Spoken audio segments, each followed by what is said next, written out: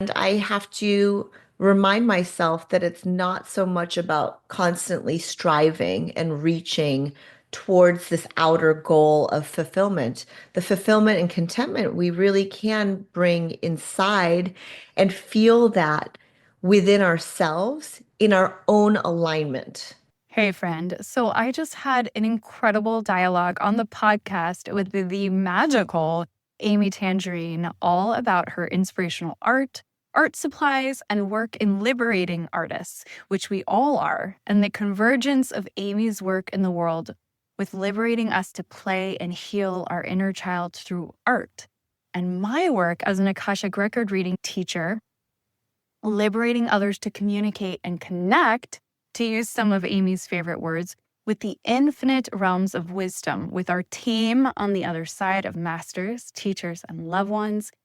This will all converge September 28th to the 30th in Mount Hood National Forest, Oregon, at a gorgeous, artsy Airbnb retreat space that's just amazing, with an indoor/outdoor hot tub surrounded by the trees of the Mount Hood National Forest, huge windows, fully catered with organic, nourishing, conscious meals, private rooms, transformational breathwork, and cacao ceremony, and a waterfall forest hike with the Akashic Records open. It's going to be out of this world, mystical, magical, and it also includes 4 Zooms prior, 2 Zooms after, to culminate in your certification as an Akashic Record reading practitioner.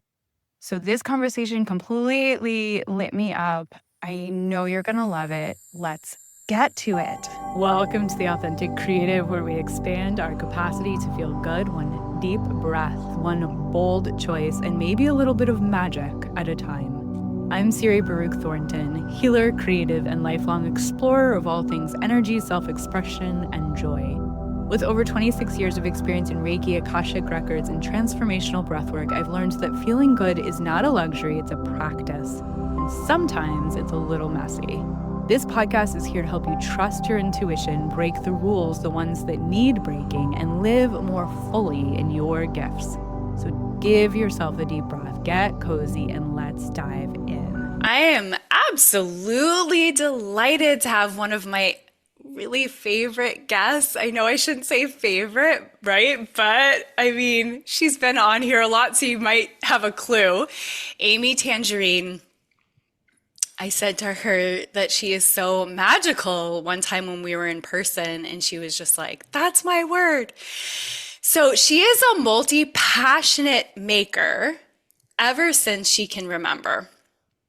Amy Tangerine thrives in providing creatives with the space and tools to see the bright side of life.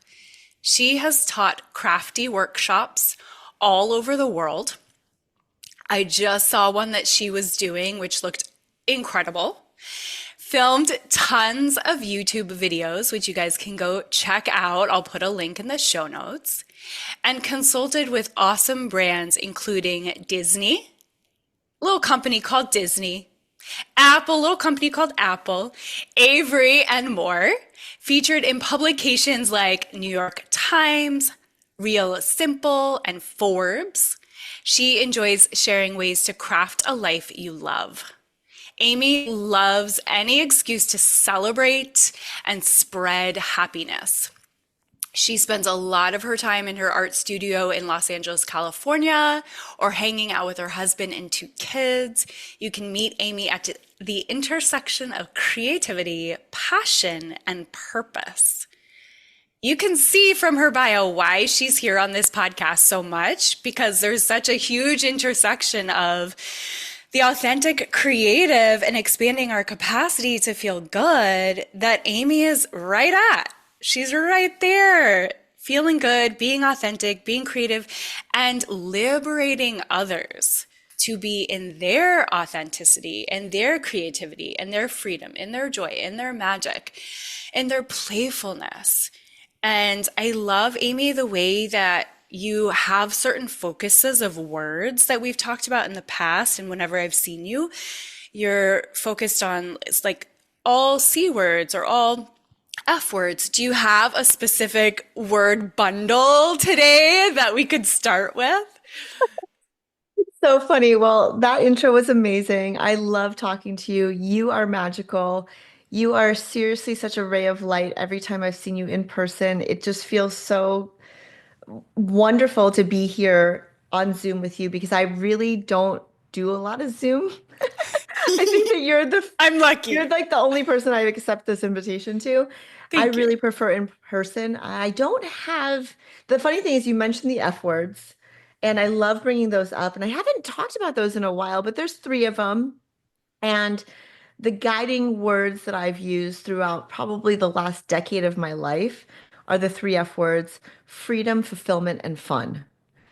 And who doesn't want all of those? And when you mention Yes. C words, the ones that come to mind, I remember asking myself what matters most in 2019. So at the end of 2019, I reflected on what matters most and what I want to invite into my life under four categories.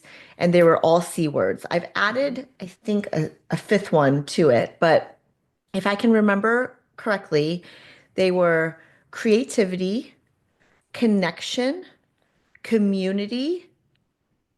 Oh my goodness, of course I'm blanking. There was another one, Creativity, but the connection, community. oh, celebrating. Celebrate. Okay. Celebration. Yeah, Some which is type in of your yeah. bio. Yeah, celebrating. Yes. Any excuse to celebrate. Yes. And then the fifth one that just came to mind as you were talking was contentment.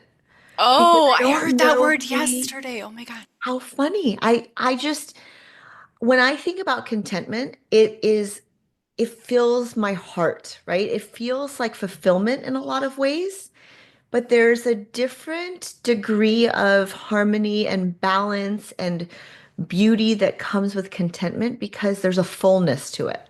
Yeah, and it feels very settled. Yes. And grounding, Yeah, right? It yeah. doesn't feel like you're chasing, which is another C word that I have Mm. experienced. And I have to remind myself that it's not so much about constantly striving and reaching towards this outer goal of fulfillment. The fulfillment and contentment we really can bring inside and feel that within ourselves in our own alignment. It Yeah, doesn't actually have to do with degrees of success or outside influences. And I make this, you know, gesture because a long time ago, my therapist told me, there can be chaos around you, but what really matters is how you're feeling in here. So it's really about the alignment that you can bring to yourself. And yes, there's always going to be chaos around you that's trying to grab your attention, that's going to try to drain your energy. But really, it's about finding your rhythm and core. alignment inside your core and strengthening that core so that you remain grounded. Yeah, and I've been in Kate Northrup's workshop, Good with Money, and she was talking about if you can't feel joy, contentment, abundance, expansion, whatever you're wanting to feel, here and now, with the chaos going around you, and this is not the exact wording she used, but if you can't feel it now, you're not going to feel it when you get to that success that you've told yourself is the moment, True. So true. right? It's just going to feel empty. So, can we feel it now? And of course, we can. Mentally, we know we can. But I love the fact that you light up my inner child so much with what you do, Amy. And that permission to play, to be authentic, to be creative, to be in the kind of unknown messiness is what we so deeply need for our healing. And it's the first thing that we put on the bottom of our list. So you're liberating so many people. And I think the reason I'm so attracted to you and the work that you do and so many others are is because our inner child is just thirsty for it. We just, Absolutely. we gotta have that creative expression, even if we think we're not creative. Yeah, well, I first of all believe that everybody is creative, Right. right? Every single person on this planet is number one, a miracle, and I believe that everybody is creative and has gifts to share with the world, and they're unique gifts. I love how the focus has been so much around play, probably in the last 5 years. I've always tried to infuse fun into everything that I do, but I never had somebody or other people identify that I bring out their playful spirit or their inner child. And I think truly along my journey, especially in the last decade or so, I really have found that I wrote a book called Making Memories, and it was, aimed for ages 8 and up, all about practicing mindfulness, learning to journal and scrapbook, and finding calm every day. I didn't realize the gifts I was sharing to the world was really me trying to get back in touch with my inner child and opening up to that wonder, that awe, that playfulness, that spirit of, hey, I can do this or I can try this, right? Yeah. It doesn't hurt for me to try a new method or a new product or a new way of painting and just experimenting and playing with supplies and granting other people permission to do so because not that my parents didn't encourage me to use my supplies. I don't remember them saying, oh, you have to save that, right? But Mm. for some reason, whether it be ancestral trauma or whatever it Mhm. is, I had this thing where I didn't want to use up my paints or my very favorite pen or my very favorite, even like eraser. I remember these erasers that I used to collect. And I would not use those favorite erasers. I would use other erasers that were good because I didn't want to waste. And I say waste like this with quotes Yeah. because I just didn't have that mindset of, oh gosh, we do live in abundance. And guess what? You are actually taking something that's meant to be used. Watercolors, for example. I mean, I've used up numerous sets of watercolor paints, and thank goodness I did.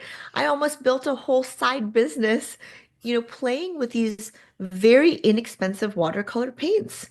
And I want people to know that they can create abundance from what they have. It's such a beautiful, Mm. I wish that I was given that permission. And you look, I think I was. My parents supported every creative thing that I did, every creative endeavor. But when you're a kid or even when you're a teenager, you don't necessarily have the funds to buy all the art supplies that you want. Even in college, I remember this project that I was at Georgia Tech and I had this large painting project to do, and it was an acrylic project that was, I want to say 30 inches by 30 inches.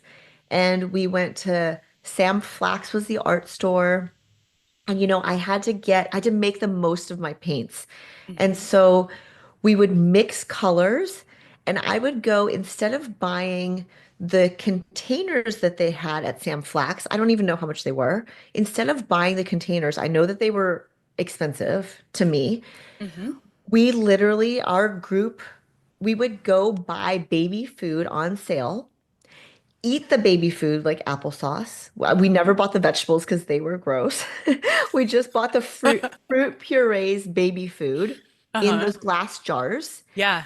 eat them, and then we would rinse them out and mix our paints and save them in those jars. And I Oh, remember it so vividly wow. because we just didn't want to, waste money on these containers that they had designed for the paints, and we needed them to be airtight. And we were resourceful. We were Mhm. scrappy. Mhm. And I understand that there's a time and place for that. But I also want people to know if they're investing in their art supplies, they don't do any good sitting on your shelf or Yeah. sitting in a bin. They Mm. need to be thrown onto the canvas. If you're watching this, you can see the canvas behind me, and it looks like a total mess. But guess what? It made me so happy. Hey, we're going to pause here for just a moment. What's the thing that's never getting better? The thing that keeps you up at night? The loop you can't seem to break free from? Bring it to our Akashic Record reading session. This isn't just a reading, it's a sacred conversation with your soul, with your team, your masters, teachers, and loved ones and guides. A place where the deepest parts of you are seen, heard, and understood. What happens in a session? You receive the clarity you've been searching for. You get the validation for what you've been feeling but couldn't quite name. You experience an energy clearing, releasing lower vibrational and stuck emotions so you can move forward lighter, freer, and more aligned. What if the answers you've been seeking are already waiting for you? In this space, you can finally breathe, release, and receive the relief you've been craving. One session or a package are available over Zoom from anywhere in the world. It's time to lift the weight off your heart. Say yes to clarity. Say yes to relief. Message me to book your Akashic Record reading today. Link in the show notes. And we're back. It made me so happy spending the time mixing different mediums and creating this big painting. It's the biggest painting that I've ever done that's not a mural. And I think that the reason I have it hanging up here now, it just brings me so much joy to look at as a background. Yeah. And there's little phrases that are in typewriter that are up Oh. there. So if you get up close, you're encouraged to touch it. You're encouraged to interact with it. It's not a painting that you can't touch. And that's what I wanted. I wanted people who came in here to be able to do that. So One all of of this my to say, favorite, Amy. Oh, yeah, go ahead. Yeah. yeah, all All of of this to this say to is that say. it's like a big invitation to play. Play and Mhm. do something that makes you happy, that brings you joy, even if it's for 10 or 15 minutes. Yes, yes, yes, yes. Two things that are coming up for me as you're speaking is one, I'm just re-remembering that one of my absolute favorite passions that I did for years and years and years, that was my favorite thing to do was collaging, ripping out stuff, or not ripping, but like cutting out magazines, saving the magazines, cutting things out, and gluing it all together and getting it all just in the right order. And that was one of my absolute favorite things to do. I don't do it anymore because I get frustrated with the process of like laying it down and putting it in the right spot and like having time to tape it. And then I end up just shoving it in an envelope, putting it aside for later.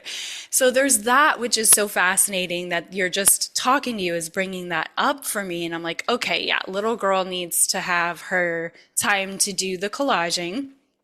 And then the other thing that comes up for me is during COVID, because you were talking about 2019, coming into 2020, there was a lot of time, obviously, a lot of us had it home with our kids.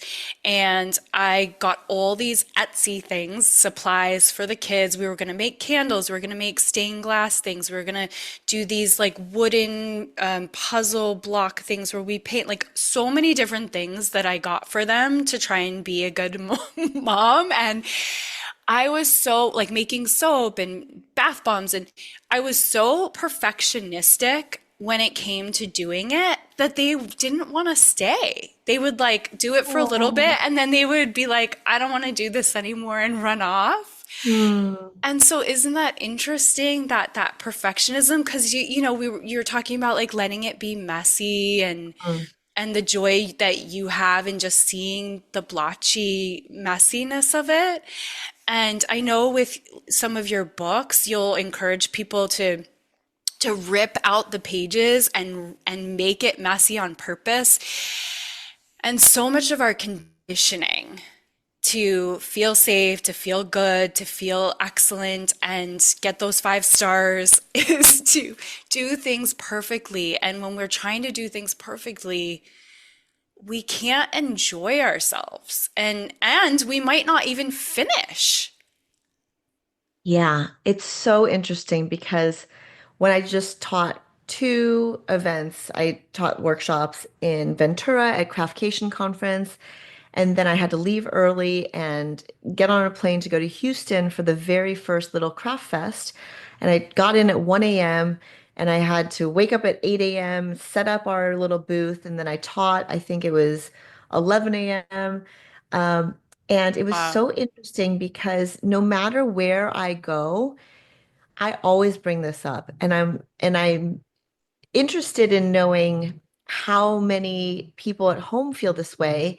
Is that, that perfectionist tendency when people are in a room with other people who are creative souls as well, there is a tendency to not even want to raise your hand when I ask if there are any perfectionists in the room, because we are so self-conscious of our own, ways of blocking our own blessings, right? I have this painting thing that I did over here in those cheap watercolors, by the way, that's framed and it says progress over perfection. Hmm. And I also believe what kids know more than we do, because we kind of grow out of this or we don't believe it because of outside influences. Your kids know that, guess what, mom? The process is way more important than the outcome. The Yes. process of connecting and taking that time and making a bath bomb. And so, what if it isn't perfect? It's a bath bomb. It goes into the bathtub, Really, a candle gets burned, right? It Yes. does not Yes. matter. I really have, and this is something that I have to continually overcome is my tendency to want to be a perfectionist or trying to make it perfect. Right. There's Like no I such remember you thing. putting the stickers on your Apple laptop, your new Oh one, the yeah. blue Oh yeah. stickers, and you were Oh like, yeah. this was a little bit scary for me because it was permanent once you put it down. Is that why it was scary? Yeah, I was committed. And I think that's what happens. You were talking about collaging with magazines, and what stops you from actually gluing it down is kind of committing to it, right? Yep. But really, especially when it comes to paper crafting, and collaging is paper crafting. And that's one of the first things that I fell in love with was cutting up Sassy Magazine, 17, I'm showing Yes. my age, YM, all of those Yep. magazines that I got the subscriptions for. One of the big things that I loved, now that you're mentioning that, is instead of recycling them, I actually gave them another life, another meaning, another thing of value by cutting them up, upcycling, Yeah. and pasting them down onto big poster boards. What I like to make now are mini vision boards within my planner. And I think that that's kind of a lesser commitment. Maybe you would Yeah. like to try Yes. grabbing those scraps and putting them in a notebook because it Yes. takes up less space and it doesn't feel as committal. Okay, so one of my dear friends just told me this. I was in Ventura a few weeks ago at her beautiful home on the water, and we were crafting away, and we had this dollhouse project, and we were talking about this tendency for perfectionism and how it actually strains our capacity to create. Yeah. And she was so funny because she remembers, she brought this up, and I didn't remember it. She remembers when I was flipping through one of my journals and she pointed something out, and I was like, oh, I don't like what I did there. And then I literally just flipped the page. Hmm. She's like, it was that easy for you to simply flip the page. I didn't focus on it too long. I just turned the page because at the end of the day, I have finished so many journals and notebooks. Is every little page or little part of it perfect? Heck no. No way. In fact, there are so many things that I look on here and I'm like, whatever.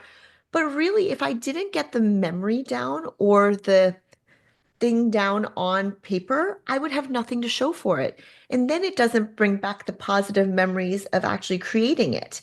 Now, for the most part, because I don't have a formula, I am a little bit messy and I give permission to be messy Yeah. because it is paper. Guess what you can do? You can slap a sticker on it, you can cover it up, or you can literally flip the page. That is a chapter in our lives that happened. That's a season. Trust me, I still have plenty of memories stuck into a drawer that aren't documented in books. I don't go back and berate myself for those. I admit that as a professional scrapbooker, my second child, who was born in November of 2020, does not have a single scrapbook. Okay? And that is okay. It is okay. It is all right because she is not berating me for it. I am not hard on myself for it. Look, we can be so hard on ourselves for other Yeah. things, okay? Yeah. Like this is not part of what brings me joy. And trust me, I used to be so hard on myself in my head that when an occasional negative comment would come up, let's say on YouTube, I mean, very occasional, I feel very blessed to have the most amazing people who watch my videos and feel inspired. And maybe for those who don't, they click away as opposed to spending time leaving a negative comment. But I remember one of the negative comments that came through and then that jarred me was actually, oh, well, so you're just so happy all the time and da da da, your life is so amazing. And I was like, oh, Mm. I never want to come across like my life is perfect. It certainly is not. But I do want to focus on the happier moments. And yes, paper crafting and silly stickers makes me happy. And I get a little giddy. I get that childlike giddiness. I see your smile there. It's so big. Oh, seeing And those sticker rolls, just like, oh, oh, I love right? it. Doesn't that just like Yeah. bring so much joy? Mm. And I was in person with people and I was like, you know what the best part of this is? Is that you don't even have to pay for it. You can just cut the stickers that you want. And then you Oh, get permission to use them. And yes. whatever it is for you that allows yourself to get out of your own way and just play, make sure you try to do that, even for 10 or 15 minutes, whatever it is, right? Because you don't need a Yes. permission slip, but if you need one, here it is, right? Yes. Permission granted. Because it's so connected to everything. And with our all of our adulting, we can think, what does this have to do with anything? But actually, I imagine, Amy, that at a lot of the things that you do, that you facilitate, there is some tears. There's a lot of healing that's happening. People are releasing that contraction, that constriction. And speaking of healing, I wanted to talk today about your curiosity of, and this is going to seem like a huge pivot for you guys, but Amy is interested in the Akashic Records. And so, Akashic Record reading, for those of you who don't know, is something that a lot of people don't know what it is. But Amy happens to be interested in it and curious about it. And I happen to be teaching it for the past 8, 9 years. And I happen to say to her, I think I'm going to do an Akashic Record reading retreat. We were already kind of talking about maybe we'll do a retreat together because I had invited her to the one that's coming up this weekend. And she's like, what if we do something else? And so it just all mystically, magically aligned that I'm going to have the next Goddess of Light retreat in Mount Hood National Forest, Oregon, at this incredible artsy Airbnb that has like all this cool art on the wall. It's like a lofty kind of space. I showed it to Amy. She was like, yes, 100% yes. And I just keep imagining us at this incredible, so all of the windows are huge and just surrounded by the Mount Hood National Forest. And I'm just thinking about us opening the Akashic Records, which is through a sacred prayer. And then what that allows us to do is connect with a team, what are called our masters, teachers, and loved ones. Through the eyes of the Lords of the Records, we get permission and we get to access this infinite etheric, incredible wisdom, this infinite wisdom. And whilst with this infinite wisdom, this magical, mystical space open, so our hearts are open, our minds are open, our bodies are soft and relaxed because we'll do some breath work and we'll have some cacao ceremony and we have a hot tub there that's like an indoor outdoor hot tub. We're gonna play. We're gonna play with Amy's artistic permission. You know, she's going to give us this permission to play and show us her supplies, and we're going to work with it whilst having the Akashic Records open. So I want to give you an opportunity to share with me why you came upon the Akashic Records, why you're curious about them, maybe ask me questions that you might have that our listeners might also have. Yeah, no, I love it. And I don't think it's random at all because I've actually had my Akashic Records reading done back in, I want to say 2016 or 17. And the reason I heard about it was because my therapist at the time brought it up. And she connected me to somebody who did it. And I believe he's in Europe. Oh, And he just needed some information from me, some basic information like birth date and time of birth and location, and some basic information. And within, I think, 3 weeks, he returned like a 25-page typed document of my reading and like family of origin or spirit origin. I can't remember the name of these things, but I remember him detailing the archangels that are watching over me that I can call on and the groups of origin and all of these things and my main lessons and then the secondary lesson. And it was so fascinating and so dense that I remember reading through it and feeling so held, feeling so connected to the divine in a way that I just did not, I couldn't really fully process at the time. mm, Every now and again, I try to do it every year around my birthday, which is in October, and I look back on it and I read through it because I will pick up on certain things and lessons that really resonate at the time. So one, I mean, I will just share this because I think it's so spot on, and I did not like it or agree with it when I first read it, but it's so spot on. It's like one of my major lessons in life is to surrender. mm. And as a, recovering control freak, it's really deeply hard to do that. Yeah. Yeah. But Totally relate. in the surrender, I have been given the most beautiful gifts. Yeah. And I recognize that I have really no control over these outside forces. I have very little control over even the things that I do and come up with and think that I'm orchestrating or pulling together. And it's so beautiful, you know, being a witness to, gosh, what a life lesson that I keep learning. Yeah.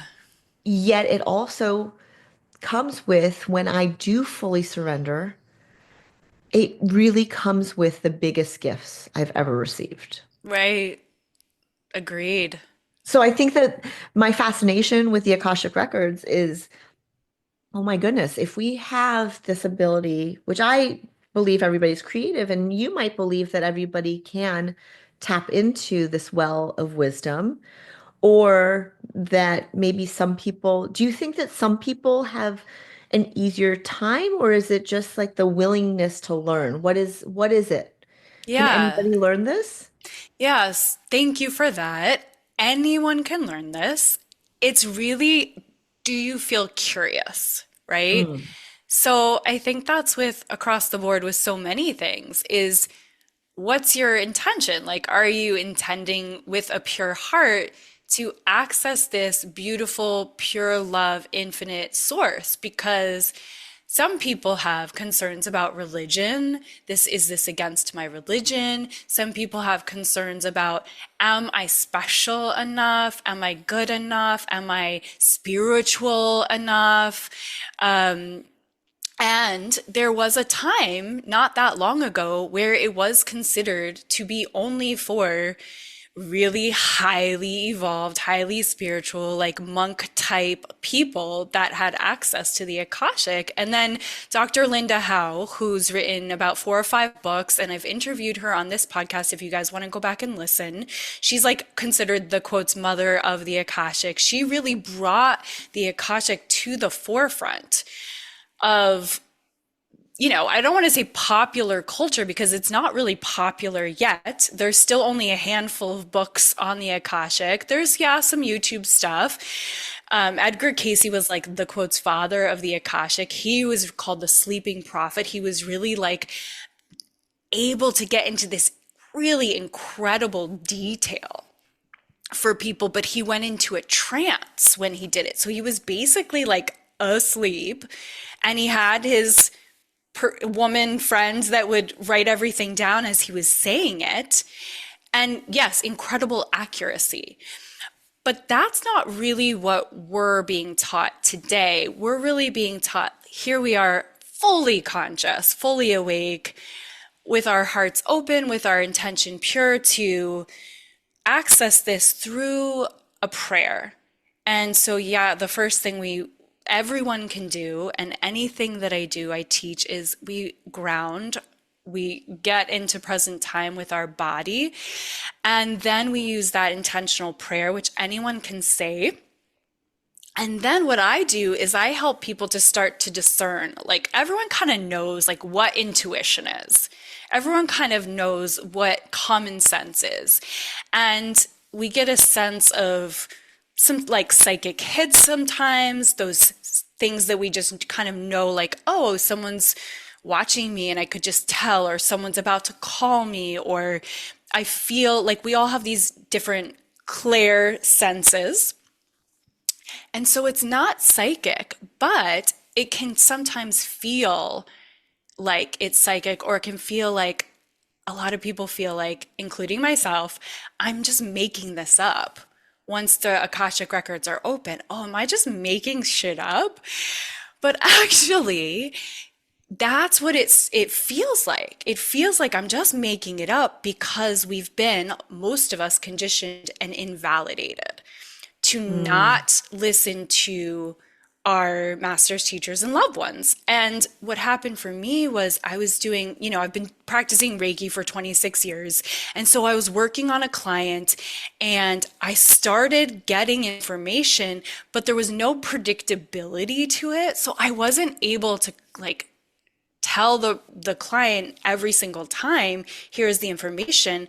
But because one of the mantras, one of the Reiki symbols, actually is an access point, intentionally an access point for the Akashic realm, which I didn't know that I had been using that I was popping into the Akashic infinite wisdom and channeling this information. So I came upon this incredible woman, Helen Vonderheide, who's been on the podcast, and she's going to be on one of our panels again. Amy, you've been on a lot of our panels, but we started doing trades Reiki for Akashic, and she really gave me that like foundation of, okay, here's the ritual, here's the practice, here's how every single time you can predictably know that you're actually in this Akashic field, that you're actually able to perceive, and everyone perceives differently. So Dr. Linda Howe, she perceives mostly just in like a knowing. And then other people, Amy, we're going to find out how you perceive. But it'll be interesting to see, do you perceive through looking out your window and seeing a bird and knowing, because you'll just start to trust, and you probably already have this muscle there pretty quickly for yourself of like trusting because of the type of person you are, but like, I know when I see that bird that means this. I know when I see that color, that means this. So it's very individual for each person that's reading the Akashic. And there is a thin, like plasma, if you will, surrounding everything, every living thing. Even our homes have an Akashic record. A lake has an Akashic record. A mountain has an Akashic record. Plants, the grass, our pets. Of course, our children, we don't open the records of anyone under 18, so we're not going to open our kids' records, but we can open our own records and we can look at the relationship and like, how can I best help this child? And I've done lots of that for people. So it's really fascinating. And just like with Reiki, the first thing we learn is how to read our own Akashic records. So we'll practice distinguishing the difference between our intuition and our common everyday kind of just knowing, and what is that piece that we're channeling through the Akashic realm. And one of the ways that you'll know is it feels different. You're perceiving it differently. It's like, I don't say that word normally. I don't normally think of things in animal images. Certain people, when I'll read their records, it's all animals. Or sometimes it's like a lot of cartoon images, or it's sometimes very like everyday wording that I'll end up using. And I'm like, oh, this feels like I'm just having a conversation. And then other people, when I talk to them and open their records, we're talking about aliens, and we're talking about Pleiadians, and we're talking about like past lives. And of course, a lot of people know that the Akashic records are something that can access our past lives. And some people are really good with that. They're really just going to naturally gravitate towards attracting clients or just being really good at details about their past lives. And the way that I work, and a lot of people that I've worked with work, is it's not that's not our central focus is on our past lives. If it comes up, we can look at it, we can access it, but it's not about like, let's get into the nitty gritty of every single past life. Therefore, we can, get stuck in it, right? It's really, if it happens to come up, something that we can clear. And then a lot of it is about being in present moment, clearing things energetically, and we're going to do that in the class. And then future possibilities. So we don't do anything set in stone. We really look at like, here's, like in the Marvel movie, right? Where their Doctor Strange is like seeing every single possibility. It's like that, where it's like we can start to see all sorts of possibilities that we have free will with. And we can look at those, and or we can look at like the energy of 3 different things that we're making a choice about in present time. And we can say, the energy of this with the Akashic Open feels really exciting and alive and vibrant and fun. The energy of this feels a little denser and heavier and not as interesting. And so you can start to like kind of identify things more from this like zoomed out perspective. I think of it like you're up in the airplane looking down on your life. And that through the eyes of the Lords of the Records, it's like that heightened perspective. And sometimes there'll be clients where they'll share something and I'll be like, Siri, me, personality Siri, would not agree with that. I would not recommend this particular thing that they should go like leave their husband and go off with this other man. But the Akashic wisdom comes through and I'm like, oh, no, you're actually supposed to go see that person. Yeah. And I'm like, okay, great. So it's really this practicing of trusting what comes through. And that's super fun to just start to play with that. So we're going to do that in September. And then at the end of September 28th to the 30th, Amy and I are going to play with you guys in the Akashic and keep learning whatever there is to still learn and have so much fun. And then there'll be a couple of Zooms afterwards where there's integration and any last questions, a little bit more practice we can get in at the end. So I know I just like waterfall flowed out a million pieces of information. I got really excited. So I'm going to be quiet and let you talk to me about anything that stuck out for you.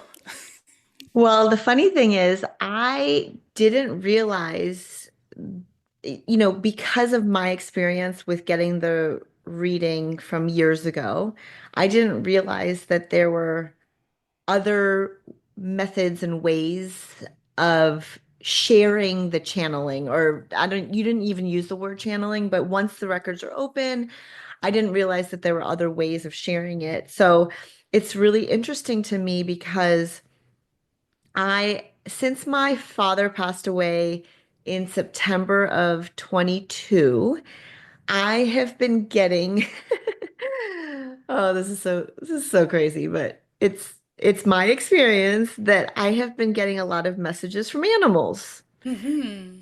a lot of them. And mostly, with him, it's through squirrels. So I think he sends me squirrels because he had a love-hate relationship with squirrels while I was in high school and beyond, and it's just really funny how squirrels have been delivering me certain messages. I love And it. then after my mother-in-law passed away 9 months later, she passed away the day before Mother's Day. She had 4 kids, and she uh, lived in the same place, in the same city her whole life. And it was really interesting because she came to me as a flying grasshopper. Did you know that grasshoppers can fly? Mm. Yeah, and I thought it was a butterfly. And it was so interesting because I didn't get the message right away. But after some time, it's sitting with it and realizing that grasshoppers do indeed fly. And it was what I thought was a butterfly getting chased by a bird. So the animal thing is very strong. And it was so interesting because I literally saw it and I was like, I was walking my cousin's dog and I said to Lula, "Are you seeing this? What is happening?" And it followed us about half a block down the street. And finally it landed and I looked at it. I was like, "You're not a butterfly. What are you?" And it once again went up and it was being chased by this bird again. And then it finally landed again and I got a video of it. And I was planning on sending it to my best friend. And I crossed the street and not even like 2 minutes later, my husband called me saying that his mom had passed a few hours ago. And I was like, whoa. And I didn't tell him at the time, but I was, of course, listening to what he was saying and his because it was in Pittsburgh and so like the details of the next few days and hours and days and what the plan was Yeah. to make it to her Yeah. funeral. And Yeah. so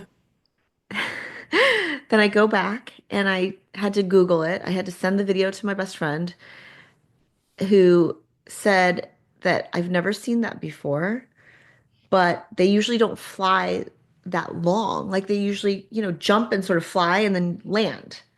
But this was floating like a butterfly. And later on, I got the message because she had a stroke in 2011. And so her left side was paralyzed. And for like the last, 10, over 10 years. And Mm. I was like, oh my gosh, her message was, look at me, I'm free, I can fly. And it was so beautiful. It was so beautiful. And I just love how it sounds crazy to some people. And, but I believe it. I Yeah. believe it fully that her spirit came to see the kids and Hmm. came to tell me because she knew that I could hear it Yeah. eventually, Yeah. what the message was. Yeah. I'm free, I can fly. It was so beautiful. Anyway, so I Mm. love that you brought up the animal thing because I didn't realize that that was part of the Akashic Records and opening ourselves up to that sense of knowing and that sense of intuition and that sense of claircognizance or clairvoyance. I don't even know what it is. What is it when you can hear animals? I don't know the word for that, but there's like five different clairs. But Two things. One is I was flipping through this book and I've interviewed Dr. Stephen Farmer on this podcast. He's amazing, and it's all different animals and what they mean. And so I'll use that sometimes in the Akashic. But then also, Amy, is after a few years of opening the Akashic, I started to get confirmation that I was in the Akashic realm by seeing deer. And so deer are just such a beautiful sign to me. And it's pretty much every single time now. I'll open the Akashic and there's the deer. So for you, it'll be so interesting because certain people, it's, and for you listener, if if you end up coming to this, certain people, it's like a little, they'll feel their third eye. There's an activation when we start to open the Akashic.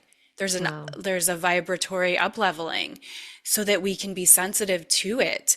Some people will see like a typewriter where they're just see the words typing out in front of them. And then another thing that if you guys like oracle cards, one time I was doing an Akashic reading and I just pulled an oracle card, for example, like this one, it's just a forest. And it had a mirror in the card that I pulled. It wasn't this one, but it was similar. It had a mirror and it was in a forest. And I was looking at the card the whole reading, and the card image kept morphing, and I kept seeing different images, and it was telling a story.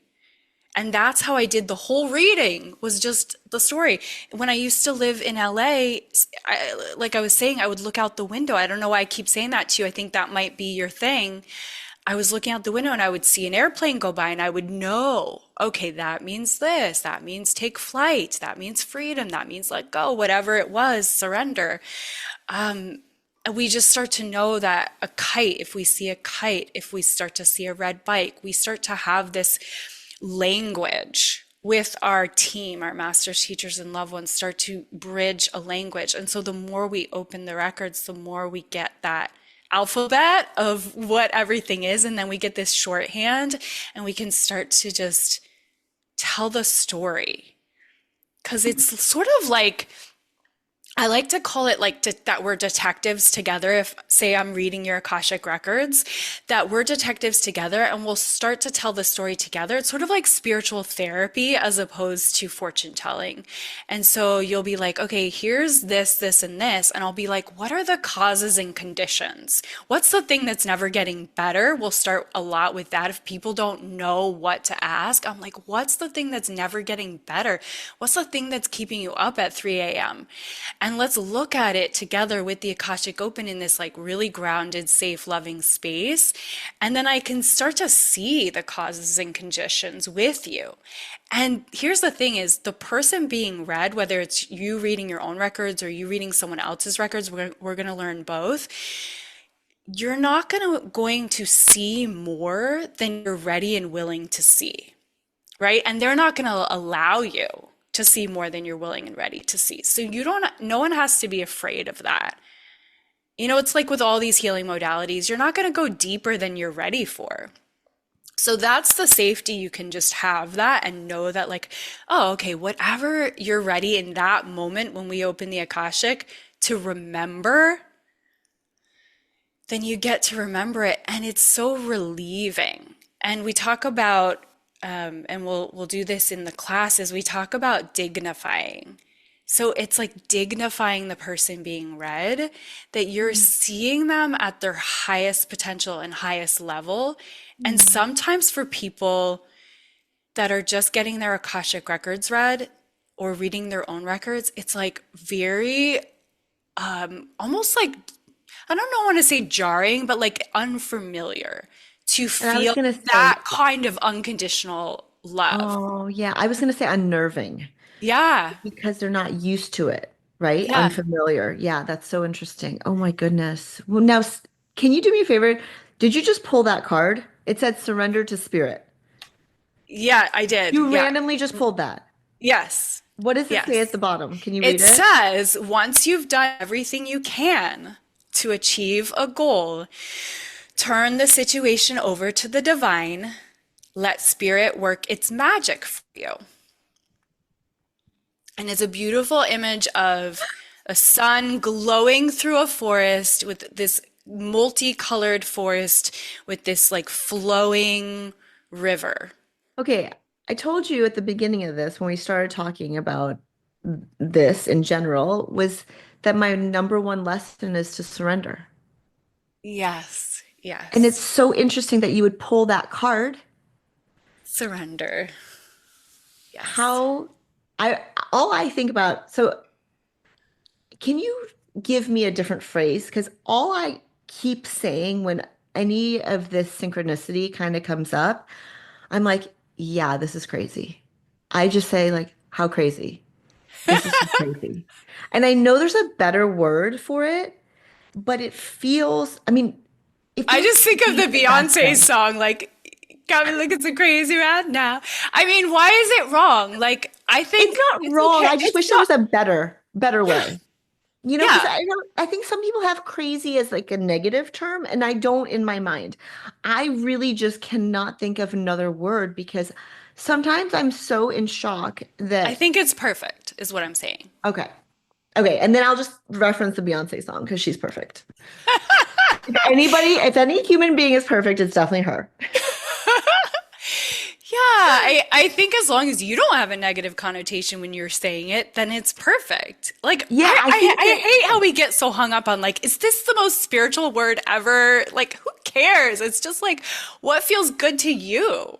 yeah, I think the reason it has sort of a negative connotation to it is because I think that there are crazy things that have happened that are negative, right? But Yes. the synchronicity and the magic of me sharing with you that I can hear squirrels telling me messages, like that is just crazy. Like there is no other word for it, right? But and it's in a positive light, I promise. Yeah. Right. And I think it's so interesting because I can think of another instance where I was literally telling somebody, another relative of my husband's, about the grasshopper story. Hmm. And, I don't know that she didn't believe me, but she was like, okay, Amy, all right. Mm-mm-mm. And I promise you, not even a minute later, a grasshopper comes flying down. We were walking to pick up my son from school, comes flying down, and it was the biggest one I've ever seen. Like the biggest grasshopper that flew, like literally was flying and then landed right in front of us. I mean, yeah. And so, yes. And so it was one of those things. So, what would you say to people who are a little bit skeptical of whether they have this ability in them or not? Let's not go the religious route. Let's just, Yeah. a person is like, well, I don't know if I have it in me to open up to this. Yeah. Yeah. I think it needs to be a calling, right? You will feel the pull. This feels interesting. I feel drawn to this. And if you don't feel the calling or the pull, that's okay. It's not your time, or it might never be your time to be into the Akashic Records. It's a very specific thing to be curious about. Yeah. Oh, you know what? Sorry to interrupt you. Yeah. Something that came on my radar recently that I think a lot of people are learning about now more than ever is human design. Yes, yes.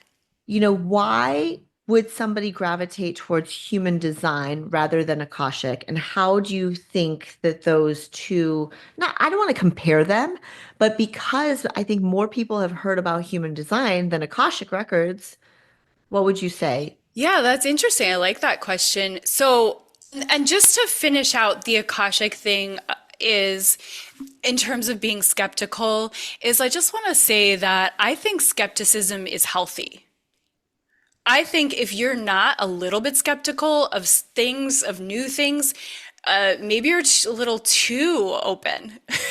You- we do need to think for ourselves, and we do have a healthy, protective filter that should be there. Like, yeah, let's question all of it. And what I say is bring your questions, bring your skepticism to anything that you're doing or learning about. I think what's scary to me is if someone says you're not allowed to be skeptical. That's a red Oh, flag for me, right? So I have doubt all the time. I'm like, is this really, am I really in the Akashic again? I think I am. And then something will happen. I'll be like, oh my gosh, I can't deny that. Like what you're saying with the grasshopper.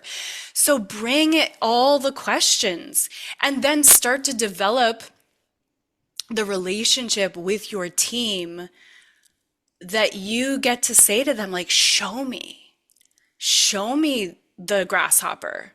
Show me, show me a different way of knowing this because I'm not getting it this way. Can you show me in another image? Can you show me in words? Can you show me in colors? Can you show me with smell?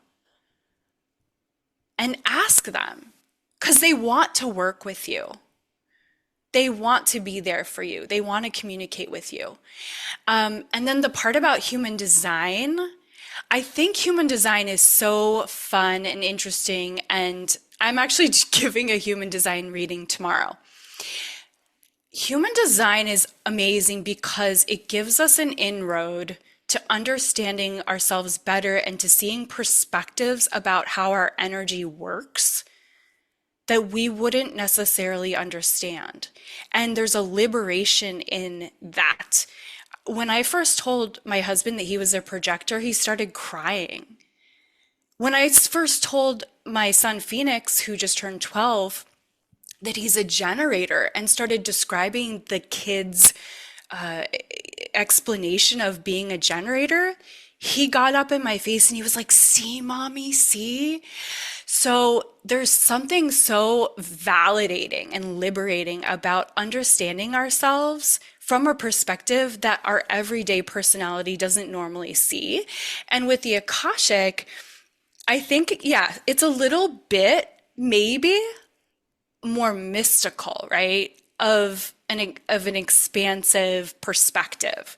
So there's a little bit more of the unseen, a little bit more of like, can I trust this unseen information? But there's so many ways in which we work with the unseen that we just take for granted that everyone gets a phone call. How is that phone call coming through? You can't see the cord. There's so many examples. So I think that people that are drawn to human design also are potentially drawn to Akashic. There's an overlap. And I think it's people that are curious about self-evolution and self-growth, and people that are curious about understanding things from a different perspective than their everyday 3D personality. I love that. I love that so much. It's so interesting because you said well, you didn't say these exact words, but kind of like show me, this sign or after it made me think about how after my dad passed away, I told you about the squirrels. Yeah. And last summer we were in Japan and we were there for probably a week and a half or 2 weeks and we hadn't seen any squirrels. And I said to my son, because he has witnessed all of the signs and I make sure that he knows that, he is being watched over and being, he has many angels watching over him or however you want to say it, Hmm. and that he can actually ask for signs himself. If Yeah. he's feeling a little unsure about something, he needs a little bit of support that's in his heart. So I said to him, Pop-Up hasn't sent us any squirrels lately. Maybe there aren't any squirrels in Japan. We haven't seen any. It's so strange. And we had been to like three different cities and I was like, you know what? I just want something really funny that we will know that it's him. Hmm. And so he's like, okay, that sounds good. He's like, what do you think it'll be? I was like, I have no idea. And so my dad always had this thing with bugs. He liked bugs, and I did not like bugs. I was very scared of bugs. And it was really interesting because we were feeding these koi fish at the hotel. And this is like the next day after I had this conversation with Jack. So Juniper wanted more fish food. And I was like, okay, you can go inside and get it. And I took a picture of her saying, please, can you do it? And I was like, fine, I'll go inside. And we go to the door, and on the glass door is this bug. And it's brown with green on it. And I had never seen anything like it. I was like, oh, look at this bug. I wasn't scared of it because it was obviously outside and it was out of my way. It didn't seem like it was going to jump on me or anything. So I opened the door, go inside, ask for the fish food. And as I'm exiting to go back to feed the fish, this guy comes out and he's probably in his 50s and he's dressed in a suit and he works at the hotel. And I said, oh, excuse me, can you tell me what this bug is? And he's like, oh, these bugs, we put our laundry outside to dry, and my wife gets mad because these bugs sometimes stick to the clothes, and then we bring them inside. And you know what they're called? He's Japanese, right? His English is very good, but he couldn't think of the name of the English version of it. But he's like, oh, you know what? I think it's called a smell bug. And I was like, a smell bug? And I was like, oh, interesting. And we look closer. And then I think, oh, is it a stink bug? It's like the prettiest stink bug you've ever seen. He's like, yes, that's it. And he looks closer and he goes, oh, look at it. I've never seen this before. There is a heart on the back. It had a green spot in the shape of a heart. And I was like, oh my goodness. And this man in a suit does this little giddy dance and says, you've made my day. Thank you for showing me. I could not even believe it, right? I mean, when have you seen a stink bug with a freaking heart on its back? Never. It is crazy, right? And it's just so incredible. I was like, oh, that's probably Pop Pop sending a bug with a heart on it, sending his love. And it was so beautiful. It was just so incredible to have that interaction with the gentleman there too, and for him to say, you've made my day. And it's like hard to describe the demeanor of somebody who, is in a suit, very professional, and he just did a little happy dance. It's just very unlike a typical Japanese man in his 50s. And it was just so beautiful because I was like, that's something my dad would have done too. And you never know how you're going to impact another person just with a simple interaction like that. Literally, we were just walking out, and I could have, not asked him, and he could have not told me, and we could have not had that interaction. But because of that inkling to ask him what kind of bug it was, we have this beautiful story unfolding. Yeah. Yeah. And, I think that's what's so beautiful about you, Amy, and also what you're inviting us into is this mystical, the magical, like it is this like let's look for clues of love. Like let's look for clues of communication, back to your word, like connection. Like because as we know what we focus on, we're going to find more and more and more of. So if we're focusing on looking for these mystical synchronicities, we're going to find these mystical synchronicities more and more and more. And we're going to strengthen that communication with the other side. And it sounds like you have a really strong communication with the other side, and your desire is to strengthen it even more through the Akashic. And it's going to be really fascinating also to see the expression and the creativity that comes through for us when we have the Akashic open and we're working with your supplies. Because I think there's a level of freedom and channeling that can be crystallized that is going to be really exciting and surprising and healing and heart opening. And then people can take that with them and have that proof of this tangible thing of like, oh yeah, like I channeled this and here it is and here's the proof. And I can look back on it and remember it. So I So think powerful. we'll wrap up there because you told me that So you wanted powerful. to end at 12, right? And we're over our time. So This is so beautiful. And you know what? I just pictured the project that we're going to create, and I'll talk to you about it afterwards. Oh, I okay. just envisioned it, and I'm going to see what you think because I do love the fact that we will have tangible proof and evidence, and then we can take that and continue our journey with it. I'm going to ask you about it after. So, guys, I invite you. If this conversation felt enlivening, if this conversation made you feel more curious, if it sparked something in your heart, if you really are wanting to have more of a connection to your creativity, your playfulness, your inner child, more healing in your life, more mystical, more magical, more access to perspectives that you wouldn't normally have access to. This retreat, I'll put a link for it in the show notes, and you can reach out to me or Amy if you have questions about our particular things that we're experts in. And I cannot wait to empower each of you. I cannot wait to empower each of you. There's at least 7 spots left right now. There's a number of women who are already like, yes. So grab one of those spots as when you can, as soon as you can. You will, I'm keeping it intimate, so you will have your own bed. So I love you guys. I love you, Amy. I'm so honored that I get to do this with you. Thank you.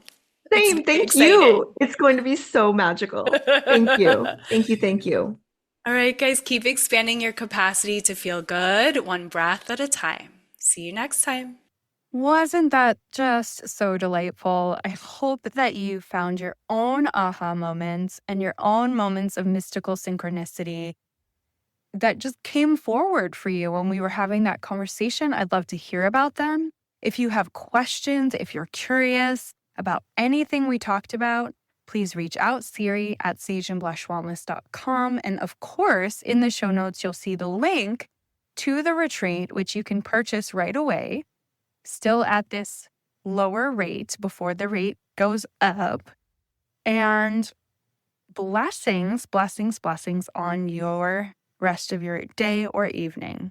Loving you. Hey, love, if your soul has been whispering for more connection, more clarity, more you, come join us for a truly sacred weekend, the Goddess of Light Retreat, happening September 28th to the 30th, 2025, in the breathtaking energy of Mount Hood National Forest in Oregon.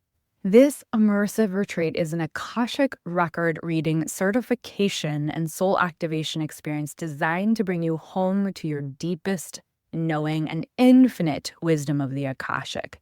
We'll gather in sisterhood to open the Akashic Records. You will learn to read the Akashic for yourself and for others through a powerful 4-part training that begins before the retreat and culminates in our live graduation ceremony in Oregon. And if for any reason you don't feel fully empowered by the end of our retreat, we're going to have a couple more Zooms afterwards. It's not just about learning. This is about empowering you. This is about embodying the full spectrum of what it means to open the Akashic.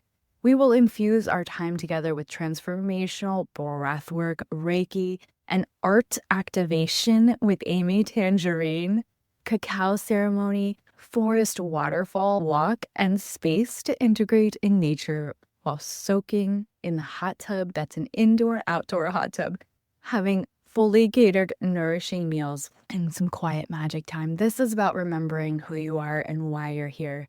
It's about unlocking your gifts in a circle that sees you and supports you. Spots are intentionally limited, so head to the link in the show notes or reach out to me directly to feel into whether this is for you. I would be honored to welcome you into the Akashic Records and into this sacred retreat. If this episode resonated with you, I have one simple request. for you to give yourself a moment to leave a 5-star review and share a few words about what the authentic creative meant to you. Your review isn't just for me, it's for the people out there searching for inspiration, healing, and reminder that they're not alone. Each review helps this podcast reach more souls who need this conversation, these breakthroughs, and this magic. So if this show has uplifted you in any way, expanded you in any way, or sparked something inside of you, pay it forward by rating, reviewing, and sharing it. Thank you for being here, for listening, and for being a part of this incredible community. Keep shining.